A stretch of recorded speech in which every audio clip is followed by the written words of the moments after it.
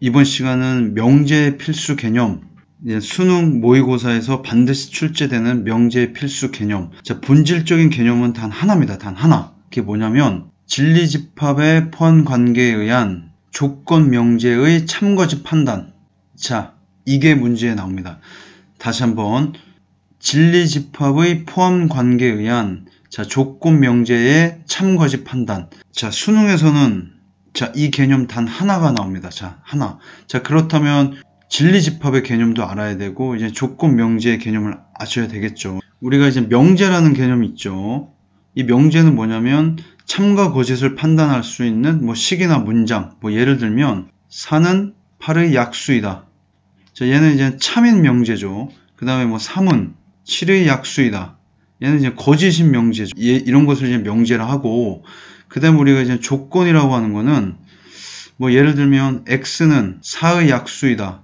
얘는 참 거짓을 판단할 수 없죠. x의 값에 따라서 얘는 참이 될 수도 있고, 거짓이 될 수 있죠. 이런 걸 우리가 조건이라고 합니다. 그러면 우리가 p라고 한다면, 이 조건을 참이 되게 만드는 x의 값이 뭐죠? 1, 2, 4. 1, 2, 4는 4의 약수이기 때문에, 이 조건을 참이 되게 만드는 요 놈들을 우리가 진리집합이라고 하죠. 그래서 이제 라지 P로 이렇게 표현할 수 있습니다. 다시 말씀드리면, 조건이라고 하는 것은 참 거짓을 판단할 수 없습니다. 요 x의 값에 따라서 참이 될 수도 있고 거짓이 될 수 있는데, 요 조건을 참이 되게 만드는 얘들을 우리가 뭐라고 부르냐면, 얘들을 진리집합이라고 합니다. 진리집합. 그렇기 때문에 조건이라고 하는 애는 항상 진리집합을 갖고 있습니다. 진리집합. 그러니까 조건 항상 붙어 있죠. 그렇다면 여기서 얘기하는 이제 조건 명제란 뭐냐면, 조건 명제를 좀 다르게 표현하면 조건으로 이루어진 명제입니다. 조건으로 구성되어 있는 명제. 이렇게도 얘기할 수 있겠죠. 이게 무슨 말이냐면, 조건 명제는 이제 가정 조건과 그다음에 결론 조건, 이게 두 가지로 이루어진 명제예요. 구성은 조건과 조건으로 되어 있지만 이제 본질은 명제이기 때문에 이제 참거짓을 판단할 수 있는 겁니다. 예를 들면 가정 조건이 P다, 결론 조건이 Q다. 그러면 P면 Q이다. 이런 식으로 표현되겠죠. 가정 조건이면 결론 조건이다. 예를 들어보면, 이게 P라는 조건이 있습니다. 얘는 X는 4의 약수. 이런 조건이 있고, 요 Q라는 조건은 X는 8의 약수. 이렇다면 X는 4의 약수, X는 8의 약수. 이 자체로는 명제가 아니죠. 근데 여기서 X는 4의 약수이면 X는 8의 약수이다. 요렇게 우리가 문장을 구성하면 얘는 이제 조건으로 이루어진 명제, 조건 명제가 되는 거죠. 그러면 각각 조건에는 이제 진리집합이 있죠. X는 4의 약수라는 것은 이 조건을 참이 되게 하는 진리집합이 있습니다. 1, 2, 4가 있을 거고, X는 8의 약수이다를 만족시키는 집합은 1, 2, 4, 8이 되겠죠. 그렇다면 가정 조건의 진리집합이 이 결론 조건의 진리집합에 온전히 다 포함되기 때문에 얘는 이제 참이 되는 명제입니다. 이것을 다루는 겁니다. 이제 수능에서는 이 문제만 나온다고 생각하시면 돼요.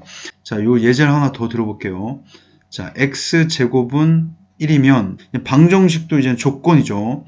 x는 1이다. x제곱은 1이다. 요거의 이제 진리집합은 1과 마이너스 1일 거고, x는 1이다의 진리집합은 1이죠. 요 가정 조건의 진리집합에 결론 조건의 진리집합에 포함되나요? 포함되지 않습니다. 누구 때문에 포함되지 않죠? 요 마이너스 1 때문에 포함되지 않죠. 요 마이너스 1을 우리가 뭐라고 부르냐면 반례라고 부르거든요. 진리집합, 가정 조건의 진리집합이 결론 조건의 진리집합에 포함되지 않으면, 그 포함 관계가 포함되지 않는다면 이 조건 명제는 거짓이 되는 거죠. 마지막으로 한 문제를 더 풀어보겠습니다. 우리가 수능과 모의고사에서는 요 가정 조건과 진리집합이 거의 이제 90% 이상 부등식으로 나옵니다. 부등식. x제곱 마이너스 4x 플러스 3. 이것이면 절대값 x는 4보다 작다. 이것이다. 이런 예제를 하나 더 보도록 하겠습니다. 얘는 참일까요? 거짓일까요? 여러분들께서 이제는 2차 부등식을 풀 줄 아셔야 되고, 이제 절대값을 포함된 1차 부등식의 해도 구할 줄 아셔야 됩니다. 수능에서는 이 조건 명제가 다 부등식으로 표현돼요. 부등식.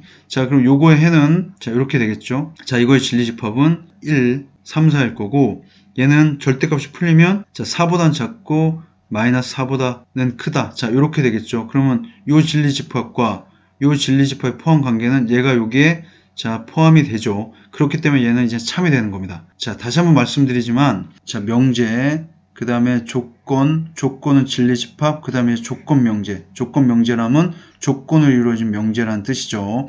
자, 그렇다면 이런 진리집합의 포함 관계에 의한 이런 조건 명제 참거짓 판단을 무엇을 이용해서 보통 출제되냐면 이제 필요 충분 조건을 판단하는 형식으로 출제가 됩니다. 자, 필요 충분 조건 결정하는 방법. 자, 이게 무슨 말이냐? 진리집합의 포함 관계에 의한 조건 명제 참거짓을 판단하면 그것이 곧 필요 충분 조건을 결정한다는 얘기죠. 곧 이 얘기인 겁니다. 자, P라는 조건과 이제 Q라는 조건이 있죠. 이 조건 P의 진리집합이 자, 라지 P고, 이 Q의 진리집합이 라지 Q라면, 이 P의 진리집합이 Q의 진리집합에 이렇게 포함이 된다면 P면 Q라는 이 조건 명제가 이렇게 참으로 결정되겠죠. 자, 그렇다면 그때 이 P를 우리가 뭐라고 하냐면 얘를 이제 충분 조건, 화살표를 받는 얘를 우리가 뭐라고 하냐면 얘를 이제는 필요 조건이라고 하죠. 자, 이렇게 해서 충분 조건과 필요 조건을 판단하는 거죠.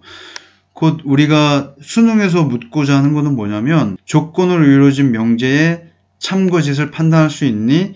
진리집합의 포함 관계를 통해서 조건 명제의 참거짓을 판단할 수 있니? 자, 그것을 우리는 이제 필요 충분 조건이라는 형식을 이용해서 너희들이 얘를 판단할 수 있는지를 한번 알아보겠다. 이게 수능에서 명제에서 출제되는 출제 경향의 핵심입니다. 핵심. 자, 여러분들께서는 진리집합의 포함 관계로 참거짓을 판단하시고 그것과 이제 필요 충분 조건이 어떻게 결정되는지, 자, 이렇게 화살표를 주는 애가 충분 조건이고, 이렇게 화살표가 받는 애가 이제 필요 조건이 된다는 사실. 자, 요 두 개 관계만 아신다면 충분히 명제에서 출제되는 문제는 여러분들께서 다 맞힐 수 있을 겁니다. 자, 우리가 3월 모의고사에서 출제되는 문제는 몇 번이냐면 13번과 15번, 이렇게 29번이 출제되는데, 요 13번과 15번은 얘는 이제 3점짜리고 얘는 이제 4점짜리겠네요. 자, 얘는 이제는 약 4점, 약한 4점, 쉬운 4점이기 때문에 여러분들께서 이제 반드시 맞춰야 되는 거고, 29번 문제는 여러 가지 이제 명제 개념이 통합된 개념이기 때문에 얘는 조금 이제 어려울 수는 있어요. 자, 21번, 29번, 30번은 별도의 영상에서 이제 해설 강의를 찍도록 하고, 자, 교과서를 정독하면서 이 부분을 다시 한번 정리해 주시기를 바라겠습니다.